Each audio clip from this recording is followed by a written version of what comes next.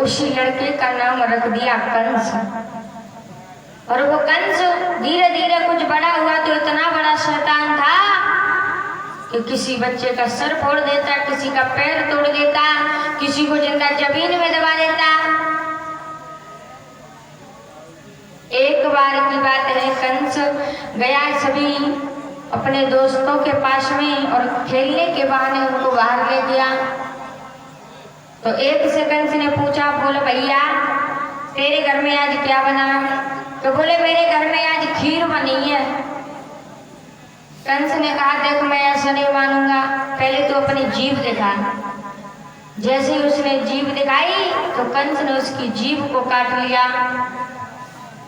इधर उग्रसेन के पास शिकायतें आने लगी, कहने लगी महाराज किसी दूसरे की बात हो तो कहते हुए बड़ा अच्छा लगेगी, मगर आपका लड़का अगर ज्यादा होगा तो हम ये गांव छोड़ करके चले जाएंगे, क्योंकि तुम्हारा लड़का मुझे जिंदा नहीं रहने देगा। उसी समय उग्रसेन ने कंस को बुलाया, कहने लगे कंस आखिर तो हमारे खून हो, और जब प्रजा के लोगों से मिलकर के नहीं चलना जानते तो एक दिन वो होगा जो तुम कौड़ी के 3 बिक जाओगे।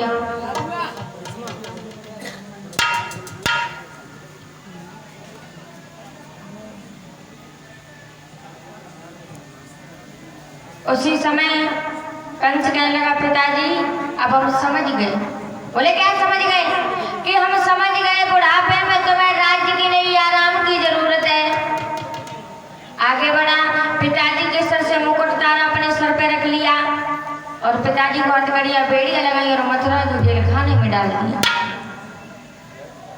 और खुद गद्दी पे बैठ गया और कहने लगा देखिए भाइयों बहनों, जो हमारे पिताजी के शासन में हुआ वो हमारे शासन में हरगिज नहीं होगा।